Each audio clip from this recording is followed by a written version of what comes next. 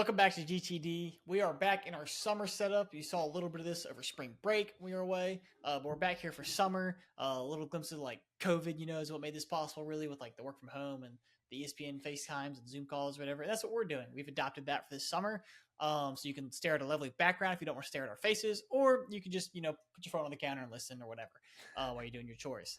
But today's a baseball episode, which means we have Also on lots to talk Spotify, about. if you want to do that. Yes.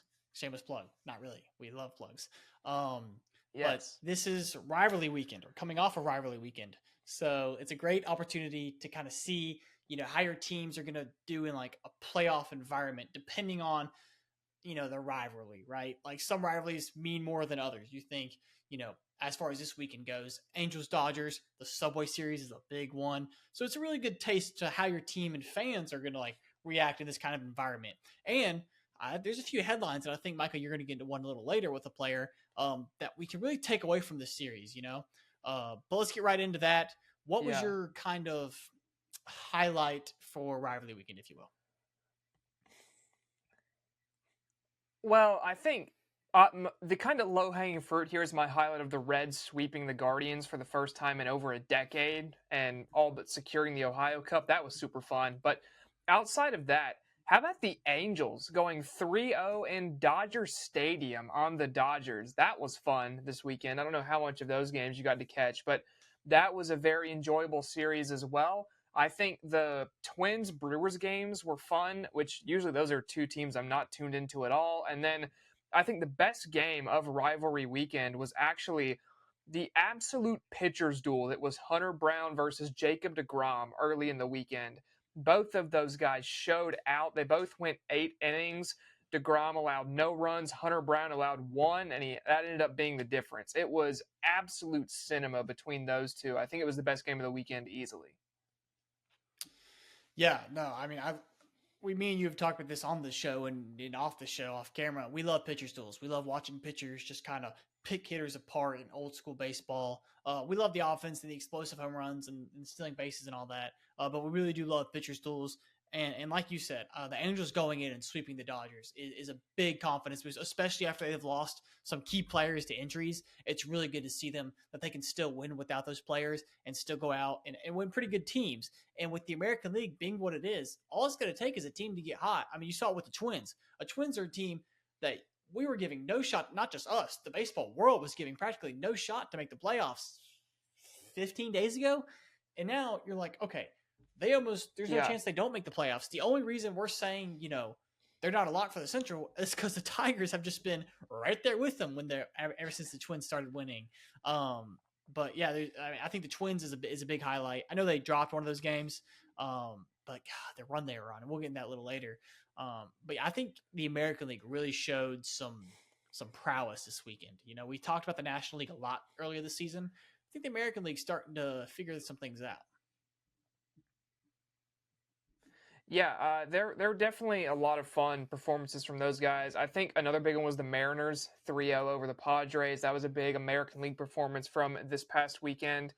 And then you mentioned the Tigers. How about the current star of the show for Detroit that is Javi Baez? The Javi Baez Renaissance is here, and it's been very fun. I'm sure you as a Cubs fan are enjoying that.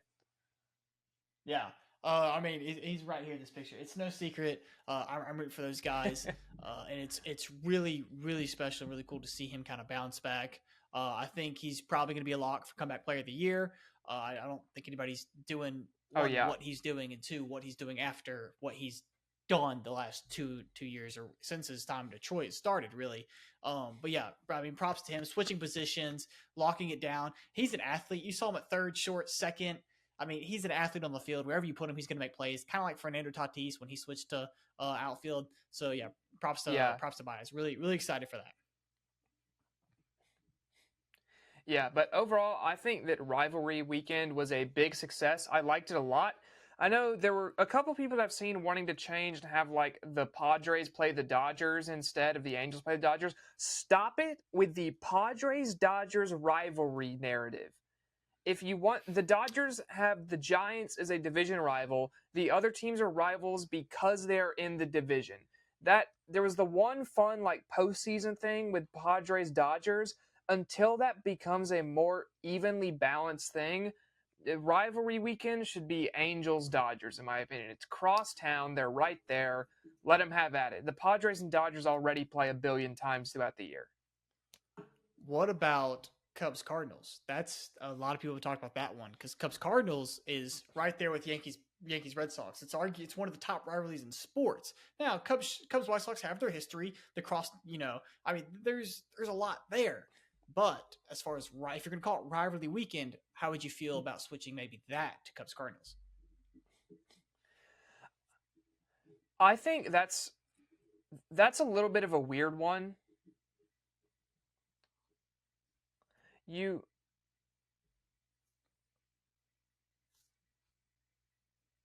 I cut out? Hold on. You froze for a second, so I thought you had stopped talking. Just start with that thought again, the Cubs Cardinals thing, and I'll just cut it. Okay.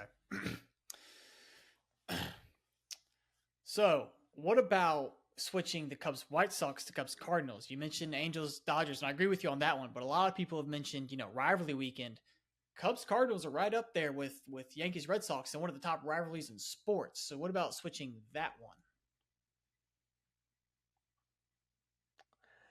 I think that's a little bit of a weird one, honestly, and it's because when you're designing this rivalry weekend, these would be matchups that I would want to kind of see set and then just stay. And I wouldn't want it to change. And even though as unlikely as it looks like right now, what happens if the White Sox get a good team again? Something like, oh, why isn't the good White Sox playing the Cubs on this rivalry weekend? We already see division matchups. I feel like this weekend is the spot for you have as little divisional matchups as possible to showcase these other ones. I understand there's some that make sense to stay in division, like Astros Rangers, I think is the perfect example of that, where they're in division, but they're also in state with each other. Whereas I think a lot of these other ones do a great job at crossing the division line and doing it effectively. Like Rockies Diamondbacks is kind of a by necessity one, but that's really one of the only division matchups in this other than the Rangers Astros one. So I like keeping it out of the divisions personally. I think that's why a rivalry weekend is fun, because it's matchups you don't see normally. And it's kind of a nice parallel to college football, which I know is a completely different sport, but those are where you see your cross-conference matchups a lot of the time for the rivalries. So I think if you're going to call it rivalry weekend like that, at least in my head, I like keeping it out of the division matchups as much as possible. Yeah, I don't hate that because if you switched Cubs White Sox, Cubs Cardinals, then you're gonna have the Red Sox Yankees fans going, "Hey, well, if they get their top rivalry, let's get our top rivalry." Then you get rid of the Subway Series. So I think they're just really going for in state or as close to in state or in city as they could get. But yeah, I think it worked out great. I think it was a good thing for the MLB. Yeah, because like if you're going to do that, then the Dodgers are just going to play the Giants, and everything's going to happen like that, and then why even do it in the first place? So I agree with you on that, but you mentioned the Red Sox briefly in conjunction with the Yankees. They lost their weekend series to the Braves 2-1. However, they did drop some City Connect uniforms that we're going to have on the screen somewhere, so I'll point at it eventually. And I think that they looked really, really good. I was a bit nervous based on some of the renders, but actually in play with the white pants, I think they look great. Yeah. Don't hate me for this. I was not a fan of the yellow and blue. I get it. I'm not from Boston, so I get it. However, outside of looking in, City Connects are all about the fans, yes, but trying to sell merch, right? And you're going to sell merch outside, like the Diamondbacks. We both talked about buying Diamondbacks gear because it's cool. I was never gonna buy an old Boston City Connect merch line. This new one, oh, I love it. I mean, obviously being a Wrigley guy, those old school green marquees and green scoreboards and the green monster, I love like just the old school baseball stadium feel. And these are so like vibey, so old school baseball vibey. I love them. Yeah, I think you hit the nail on the head there. They capture it kind of perfectly. It's the essence of Fenway. It feels. I could see people maybe nitpick, oh, it's a stadium connect, it's not a city connect, and I think that's where some of the arguments have been. But I kind of don't care because they're Boston, miles better. Same thing, and I think that's. Yeah, exactly. Like, what even else is there in Boston? Please don't come for me, all the people of Boston. But it was, it was very enjoyable, or a very enjoyable series I had with the Braves. And speaking of the Braves, Spencer Strider is reinstated now. He will be coming back and pitching. Hunter Greene should make a start this weekend versus the Cubs. He should be back just in time to face y'all. I know you're super excited for that. But a couple pitchers that I thought we should mention getting back onto the active rosters for their teams. Yeah. And just another highlight. Detroit Tigers play St. Louis Cardinals. That's going to be a huge series. I know there's really no implications as far as each other playing each other, but just two juggernauts in baseball as of right now playing each other, especially the Detroit Tigers. And the Cardinals just can't seem to find a way to lose. Frankly, they're a lot like the Twins. Like, you don't really know exactly how they're right, but you don't really know exactly how they're winning. They just are, and they just seem to keep doing it. So look out for that series. That'll be a huge series to see what those teams are really made of. Yes, but to finish off the episode, it's time for high and low of the week. So, Keegan, just because I want you to talk about it, I'm going to let you start with your low. Yeah, I knew this was coming. I mean, I put it down. I have to talk about it anyways. And this isn't just because I'm a Cubs fan, but it's Kyle Tucker. And any baseball fan will just tell you this guy has fallen off the face of the earth. He was the talk of the town. Yeah. Everything. If you clicked on baseball news, it was all about, is he going to get $600 million? Is he going to pass Vladdy's contract? What's his contract going to be? This, that. And I don't know if that contract got to his head or what. But since those talks, I mean, I have it pulled up right here. If you're a Cubs fan, cover your ears or be ready to vomit in your mouth. The last 7 games, he's hitting 192 with just like a 700 OPS, which a 700 OPS is good, right? But for a guy like Kyle Tucker, who you expect to be what he was earlier in the year, MVP candidate, player of the year candidate, the best OPS candidate, all these things, it's not looking too hot for him right now. And I don't think this is going to be the rest of his season. I think he's going to bounce back. But his average from being around 330, 340 even for a stint is all the way down to 258. So I know he knows what's going on, and he's going to fix it. I'm not saying you need to bench the guy right now because he will figure it out. He's still Kyle Tucker. And I think a fun stat has just been he's historically bad in the month of May for some reason, even with Houston. I don't get it. I don't know why. But June's coming up. That's all I got to say. So June's coming up. Yeah, and he will definitely be happy to see it. And my low of the week, before I get to my low of the week, actually, I think it must be mentioned that there's like a 95% chance that PCA has sapped Tucker's life force and just turned into a deity. I think that's what's going on there. But my low of the week is Juan Soto. And I think it was obvious we had to talk about this at some point. Showed up for the Subway Series. All the hype was there, and he went 1 for 10. And then the media availability, walked out on the media, seemed just really downtrodden the entire time. And it's kind of been that vibe with Juan Soto on the Mets overall. It just doesn't seem like he's having fun. And I think the reception for the Yankee fans, as much as maybe going in, he was trying to talk it up, be like, yeah, I can deal with the booze. He kind of seems just out of it right now. And I don't really know how you get that back on track. But if you do, you know what kind of a player Juan Soto can be. And so the fact that he went in there, especially versus the Yankees, and just totally fell flat. It's the most like the Mets are making progress. The Mets are doing, they're the Mets again. They can just never seem to get out of the Yankees shadow, even when they're having the year like they are right now. Yeah, I mean, they've let Philly, crawl back and not, they're tied for the lead right now in the East. So it's, they're still kind of, now they got to deal with that battle. It's not just beating other teams. They got to deal with another team in their division that's right there with them. They got to go back and forth with, and that strains on you as well, especially the players, especially when you are the player on the team. Yes, they have Francisco Lindor and Pete Alonso and all these guys, but with the contract he just signed, he knows, and the city especially knows or likes to think, he's the guy. He's the be-all, end-all. He's the reason for this. He's the reason for that. I mean, the pressure is going to mount up on him, and I, like you said, it's just kind of been a negative start, not just on the stat sheet, just overall, just the energy, the feel, the fan reception. It's just kind of been a not great start to his tenure in New York. But like we said, it's Juan Soto. He'll get out of it. The problem is, will it be this year? Will it be next year? Like, when is he going to be the Juan Soto that signed a $700 million contract? Because he's not always going to be that Yeah. Juan Soto, and I think they expected that year one because he signed the contract. Like, it won't always be that. With it, when he's got 3 to 4 years left on his contract, he's obviously gonna decline a little bit. But you really expect these next 4 years to kind of be his peak. But we'll see. But batting 167 in his last 7 games, and 3 of those were against the Yankees, of course. But it is weird. I don't know.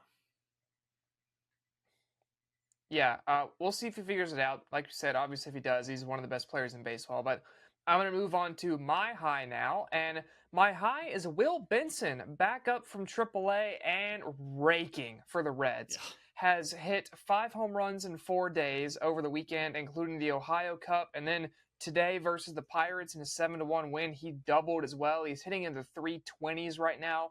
This guy is on fire. And I think what stands out is when Will Benson was sent down last year, he was just striking out at anything, swinging at everything thrown at him. The plate discipline is better. His swing choices are better. He's able to take strikes now, like tactically take strikes rather than swing at everything in the strike zone. And he just seems all over the baseball right now. It's absolutely great to see. This is one of really my favorite players in the Reds organization. Such a fun dude. Always seems to be having a good time. Always seems to really bring the locker room, the dugout vibes up in the clubhouse. And you've seen it. The Reds are on a winning streak now since Benson got back. 5 games in a row for the Reds that they've won, which if you had asked me that 2 weeks ago, I would have said that's literally impossible. But Will Benson has done the impossible, and that is my high of the week as we now move over to yours. Yeah, I love seeing these guys come back and just, light up the baseball. Or Ricky coming up for his first, major league appearance, and he goes on a 3-week tear where he's just hitting everything you throw at him, even if you try to intentionally walk him. You know what I'm saying? So props to Will. But my high is, I touched on this earlier, and this is going to hurt to say, but as a Cubs fan, I kind of wanted to go the Cardinals, but I figured I'd go with the American League version of the Cardinals, and that's the Twins. A team that's winning, that's just winning.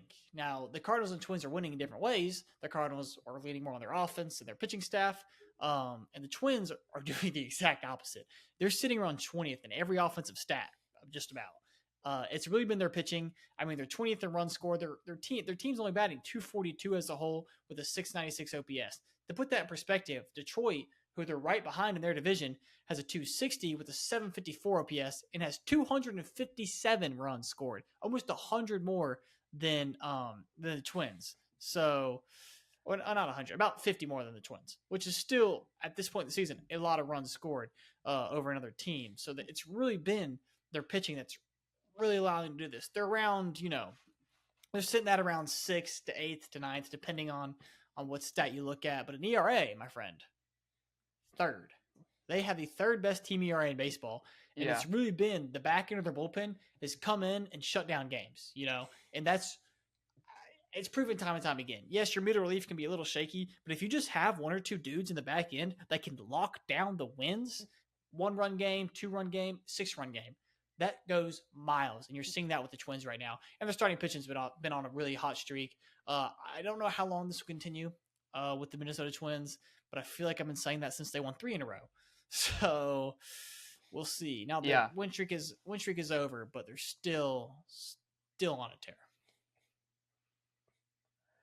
Yeah, we'll see what happens. I think for this Twins team, Joe Ryan remains one of the most criminally underrated, not just pitchers, but players in baseball.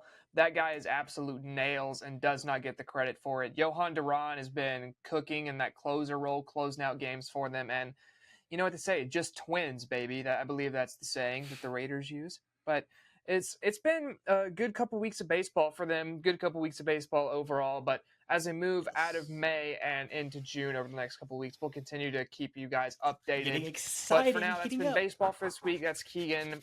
Yes. I'm Micah. This has been GTD. We'll see y'all again next week.